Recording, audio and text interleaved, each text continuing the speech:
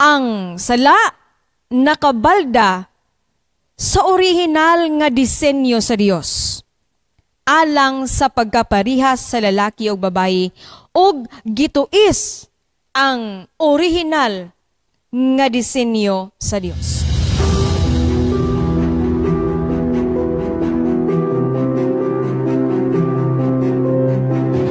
Nining nga kagabion mga kaigsuunan, mga pinalangga nato nga mga kapaglaom, ikatulo karon nga topiko, no, sa ato nga isa ka semana nga serye. Giuluhan kini nato nga giabi-abi ni Jesus ang mga babayi o lalaki. Atong tukion karon kung unsa gayod ka mahinungdanon ang matag usa ka miyembro sa panimalay, matag miyembro sa iglesia o sa atong palibot mga kahigalaan. Sa ato nga teksto karon nga kagabhion, kung aduna kamoy mga Biblia dinha sa inyo nga mga kiliran, ubani ako ninyo sa pagbasa niining Galatia 3 versikulo 28 nga nagkanayon. Walay lalaki o babayi kay kamong tanan o sara diha kang Kristo Jesus.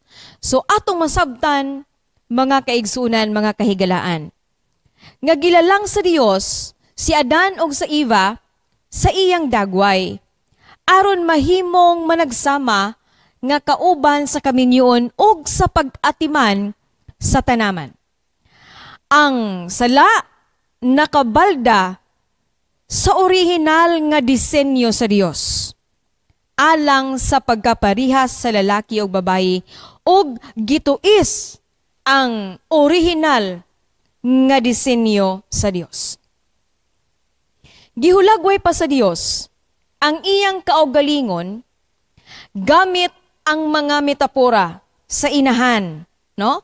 Makita nato dinha sa libro sa Isaias 42 versikulo 12 nga gi-describe kini sa usa ka babayi nga nagapanganak dili lalim. Isip usa ka makapahupay nga inahan, no? Diya sa Isaiah 66 versikulo 13, ug nagpasuso nga inahan diya sa Hoseas 11 versikulo 4. Anaa dinha nagahisgot ang tanan nga paghulagway sa Dios sa iyang kaugalingon. Now, ang Dios mga kaigsuunan naghatag og pag-atiman og mga milagro alang sa mga babayi nga giabusuhan o kinsa nakasinati og mga kalisdanan o mga trahedya sa ilang kinabuhi. Sa dihang si Jesus mianhi dinhi sa yuta, siya nagamping gayud pag-ayo nga mahimong makiangayon ngadto sa tanan. Siya mapanalipdanon og makapabayaw sa mga babayi aron makatabang sa pagpasiguli sa dili balanse nga relasyon. Pagkanindot mga kaigsuonan, no? Sa pag-anhi ni Jesus dinhi sa kalibutan. Si Jesus, aduna siya'y mga lalaki o babayi nga mga sumusunod. Sama usab sa ato nga kasamtangan nga panahon, mga babayi o mga lalaki nga mga sumusunod ni Ginoong Hesus. Dinhi, adunay usa ka babayi nga ginganlan og si Juana, naghatag siya sa pagsuporta sa ministeryo pinaagi sa iyaha nga salapi. Sa unang kahimtangan sa ato nga iglesia mga kaigsuunan, walay kalainan sa ato karon nga presente nga mga panahon, ang mga lalaki o babayi nagtinabangay sa pagsangyaw sa maayong balita. Ang mga hamtong lalaki o mga babayi, bisan pa sa mga batanong babayi o mga lalaki, gihatagan sila og espesyal nga mga gasa pinaagi sa balaang espiritu. Og ang matag-usa kanato gitawag sa paggamit sa mga gasa nga ginahatag kanato. Gihatag kanato matag isa anaa kita ni ana.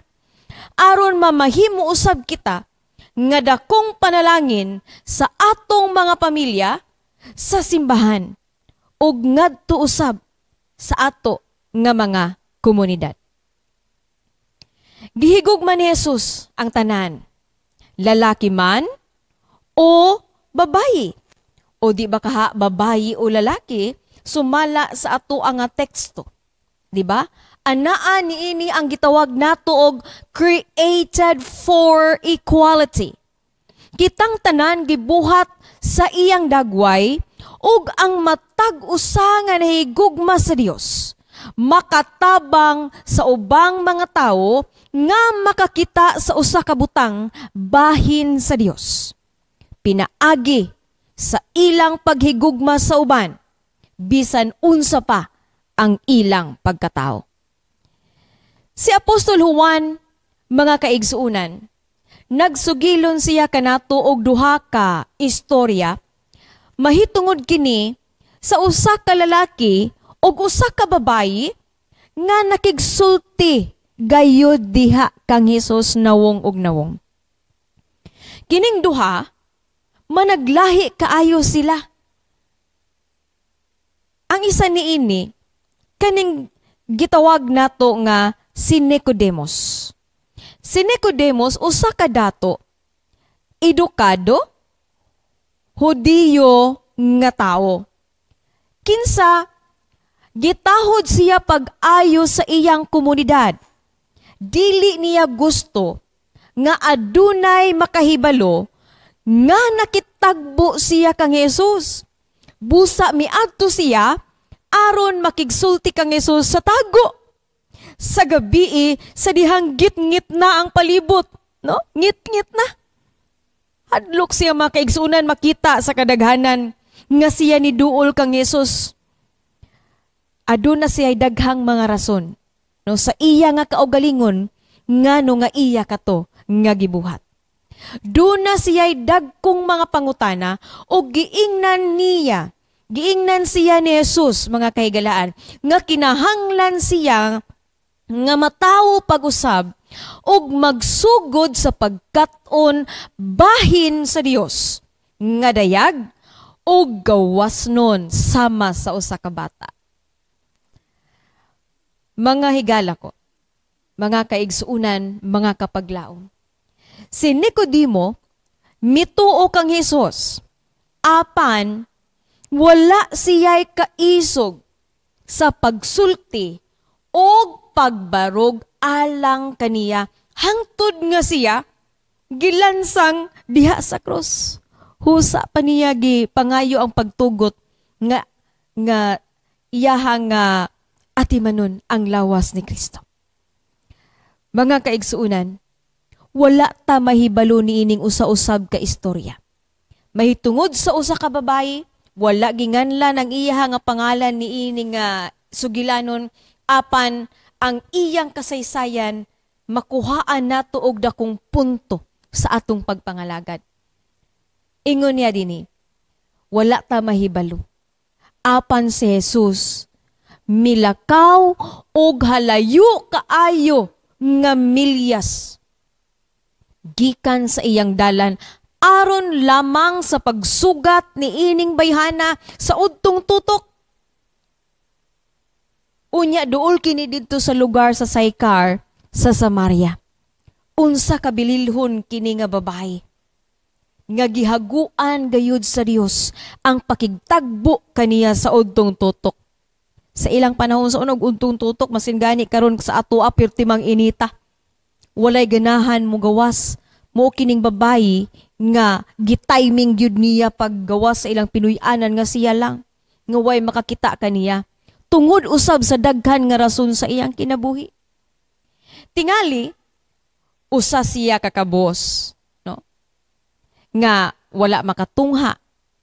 Unya naminyo kining bayhana og 5 kalain-lain nga mga lalaki apan sa presente niya nga kapuyo, mga kaigsuunan. Wala kini siya nakasal o naminyo. Busa ang lokal nga mga tawo sa ilang palibot nagalibak kaniya ug siya nasubo sa mao nga higayon sa iyang kinabuhi. Makita siya murag siya lang ang hisgutan, siya lang ang saway, siya lang ginachismisan. Mo nga gibati niya nga mas maayo pa na lang siya mag-inusara. So mo kato ang duha ka mga na managlahi nga karakter. Now, atong tagaan ang lain na usab nga pundok mga kaigsunan. Ikatulo, kadaghanan sa mga Hudiyo niini, no? Nga atong hisgutan. Kadaghanan sa mga Hudiyo, dili sila gustong makig-istorya sa mga Samarianhon. No? O gani, muduol man lang kanila, ilag yun ng likayan. So, muo kini ang lain usab nga pundok sa mga tao. Apan, here comes Jesus. Si Jesus, yano nga nangayo ni ining bayhana, og usa ka baso nga tubig, aron ipakita nga siya midawat og nagtahod ni ini nga babay. Nahibaluan ni Jesus ang tanan nga panghitabo sa iyang kinabuhi, sa nanglabay nga panahon, ug unsa ang nahitabo sa iya nga kinabuhi, daotan man kini og dili. Apan sa diha nga nakita siya ni Jesus, mga kaigsunan, wala niya kini gihukman, wala niya kini gisaway.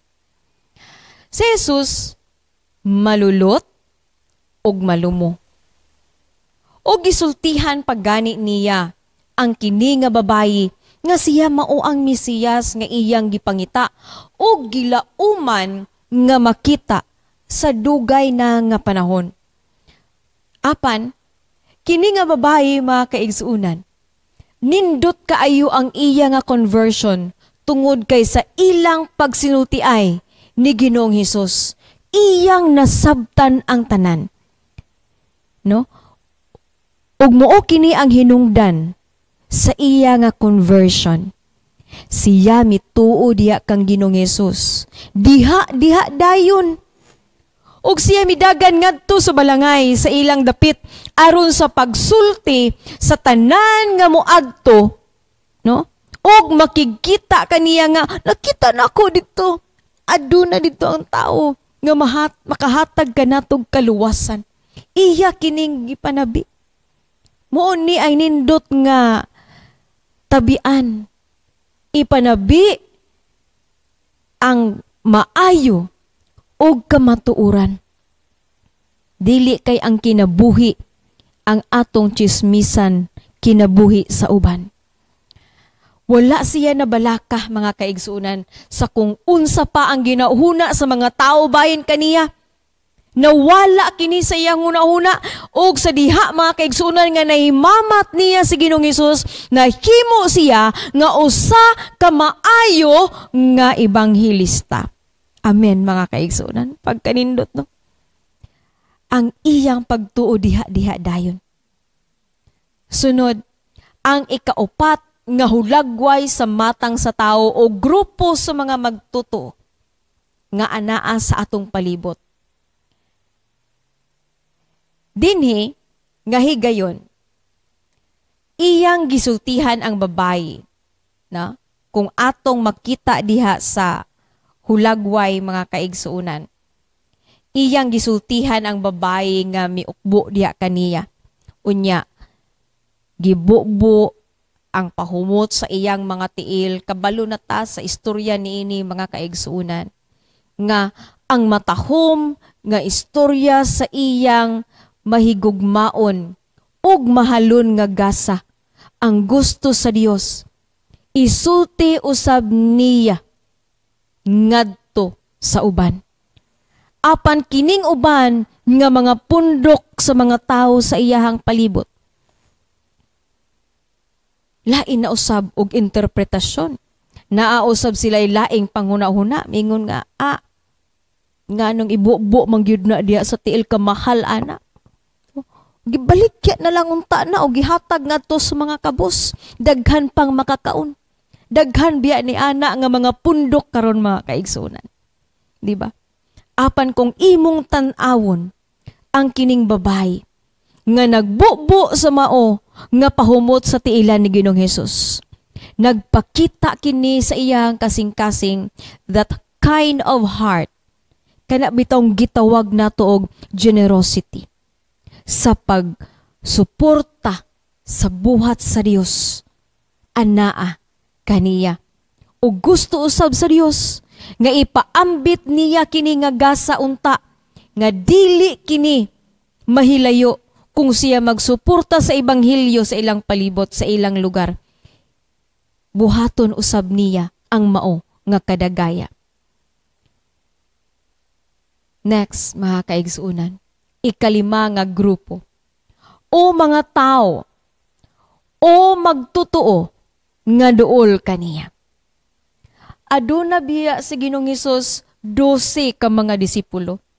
Apan, aduna usab pipila ka mga kababayin-an nga nagapanaw uban sa ila ug nagasuporta kay Hesus pinaagi sa ilang salapi pag-atiman, no?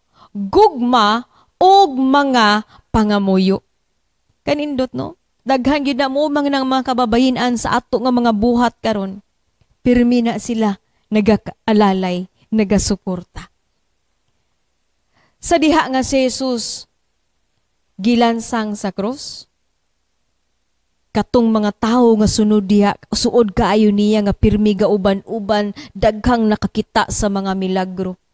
Apan sa diha nga nakita na nila si Ginoong Hesus nga gilansang didto sa krus, makita nato nga kini nga mga pundok sa mga tao nga gibati nga pakigsuod kaniya sa maayo pa ang panahon. Si Juan na lamang ang adunay kaisog sa pagpabilin uban ni Jesus. Asa man ang uban nga mga disipulo? Asa man ang uban nga feeling close kang Ginoong Hesus sa panahon nga siya nanginahanglan? Nanagan sila, mga kaigsunan. Ni kalagiw. Anaa usab ina sa ato nga mga palibot. Maskin sa atong panimalay anaa kana. Busa, kung atong balikan ang atong pasiuna nga bersikulo, makita sa Galatia 3:28, nag-ingon, walay, unsa gani? Walay lalaki o babayi, kay unsa man, kamong tanan, usara diha kang Kristo Jesus. Kining klase nga mga tao nga nagaalirong kang Ginoong Hesus, so nagkalain-lain nga grupo sa mga tao, miskin pa ni adtong unang panahon, mga kaigsuunan, wala kini kalainan sa atong presente nga kapanahonan, sa panimalay, sa iglesia man o sa komunidad. Gusto nga ipasantop sa Dios nga walay lalaki o babayi, kay unsa gani? Ang tanan unsa usara diha kang Kristo Jesus. Amen, mga kaigsunan. Now, bago nato tapuson ang ato nga mensahe, mga kaigsunan, ganahan ko nga mopasantop ni ining 7 ka mga dagko nga mga butang. Atong sabton ang kinatibuk-an nga mensahe. Atong tagaan og konsiderar. No? This verse in Galatians sa ato nga topic, nagsaysay ka nato og nindot kaayo nga mga sugilon, pagpahinumdom, mga kaigsunan. This verse emphasizes the unity and equality of all believers in Christ, regardless of their ethnic, social, or gender backgrounds. When Jesus said, "Come to me," nindot kae nga invitation, all you, no? All you who are weary and burdened, tanan, walay laktaw, mga kaigsuunan, and I will give you rest. Nindot kae nga promise, mga kaigsuunan, Mateo 11:28. He was indeed welcoming everyone into the fold. Maskin pag-unsa ang matang sa ila nga kinabuhi o pagkatao. Number 1, kaning gitawag natog equality in God's eyes. Jesus' message emphasizes that men and women are equal in where? God's eyes. No, muka na ang ato nga versikulo. Galatia 3:28. There is neither Jew nor Gentile, neither slave nor free, nor is there male and female, for you are all what? One in Christ Jesus. Number 1, unsa mga kaigsunan? Equality in God's eyes. Ikaduha, breaking cultural norms. Pagrespeto sa tanan. In Jesus' time, women were often marginalized and excluded from religious and social gatherings, right? Jesus, however, actively engaged with women, taught them, and included them in His ministry. Anaa diha ang ato nga mga teksto nga nagasuporta ni ini. Wala sila gipabilin ni Ginoong Hesus. Uban sila, gitudluan sila mga kaigsunan, mga kababayenan. Ikaduha, breaking cultural norms. Babae o lalaki, parehas lang. Ang ikatulo, kaning gitawag nato rest and refuge for all. Jesus' invitation to come to me is a call to find rest and refuge in Him, regardless of one's circumstances. This offer is extended to both men and women, acknowledging that everyone faces struggles and needs divine comfort. Tinuod mga kaisunan, right? Ako ning gi-underlinean dinhi kay ganahan ko nga ipasantop gyud ni sa ato nga mga huna-huna kay kitang tanan dili kita excuse sa mga pagsulay, sa mga challenges sa ato nga kinabuhi. Apan ato kining dawaton mga kaigsunan, and we find rest, refuge, and comfort diha sa sabakan sa Dios. Ang ikaupat mga kaigsunan kaning gitawag nato og redemption and restoration, kaluwasan ug pagpasig-uli.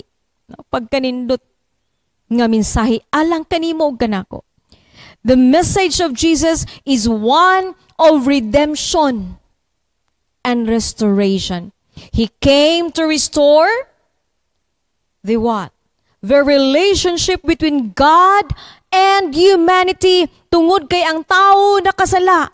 Gusto niya nga ipasig-uli ang atong relasyon diya kaniya, muduol kita diya balik kaniya, uban sa atong mga panimalay, uban sa mga kaigsuunan nato diya sa iglesia, kung asa man kita karon, ug sa mga komunidad, kung hain kita na nagpuyo.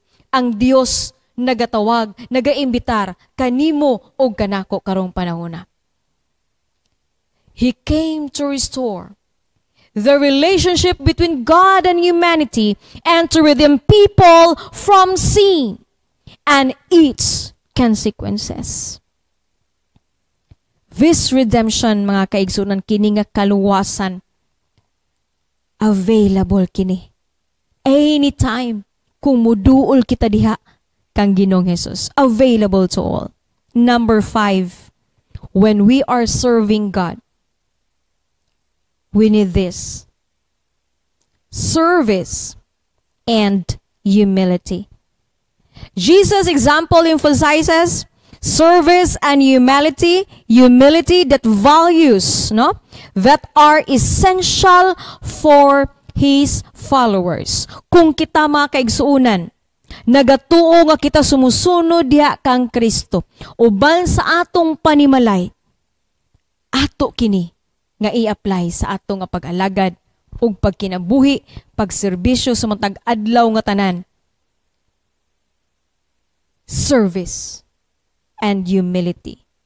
Kanig yung pulong nga humility, mga kaigsunan, talagsan na lang na nimo makita karong panahon na kung wala kitay balang espiritu sa atong kasing-kasing. Apan aduna pagyoy pipila, makita nimo ug nako nawong og nawong, mata og mata. Adunay mga sincero nga nagapangalagad ngadto sa uban. Aduna usab humility.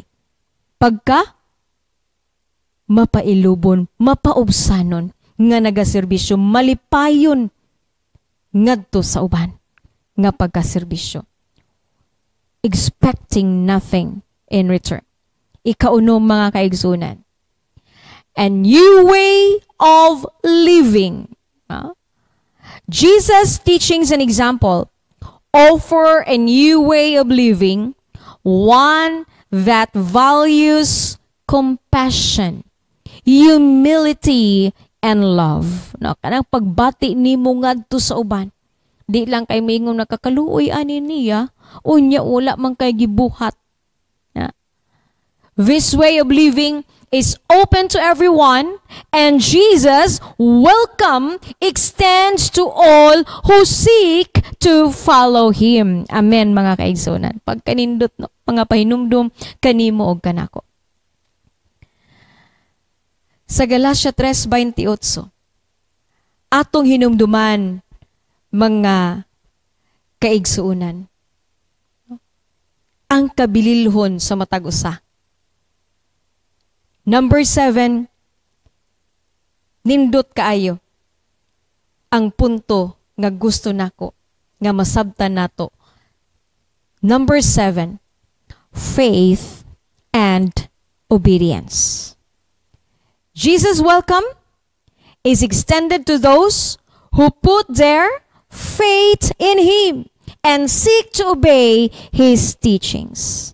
Nindot kayo mga kaigsuunan, no? Kung kita nagatuo nga sumusunod kita kang Kristo. Kung gusto kita nga musuod pagayod ang atong relasyon diha kaniya. Atong i-apply kining pagtuo. No? Sunod diini ang pagkamatinumanon. Kung wala kita niini nga kinaiyama kaigsuunan, gahi kita nga makasuporta sa buhat sa Dios. Gahi ang ato nga mga kasing-kasing og tungod niini, mahimo kini nga mga batuon. Og puro na lamang negatibo ang atong makita sa palibot, sa atong pamilya, sa atong iglesia, ug sa komunidad kung hain kita. But God says, sa iyahang promise, that faith and obedience, kung anaa kita sa pagpanerbisyo kaniya, makita kini sa ato nga panimalay. God of our journey, God of the journey is always with us, mga kaigsuunan. Dili kita niya biyaan. Nindot kaay nga pagpahinumdo, mga kaigsuunan, no? Usa, ikaw ug ako, nga gipakamatyan ni Ginoong Hesus didto sa Kalbaryo sa krus. Unsa may atong ibalos kaniya. Sa iyang gugma nga gagipakita niya nganhi kanato. Ihatag nato, mga kaigsuunan, ang atong kasing-kasing diha kaniya.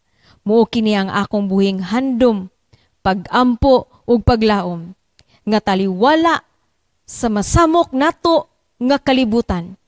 Adunay gugma, kalinaw sa atong Pinoyanan. Dalaygon ang Dios. Mayong gabi kanatong tanan. Maranatha.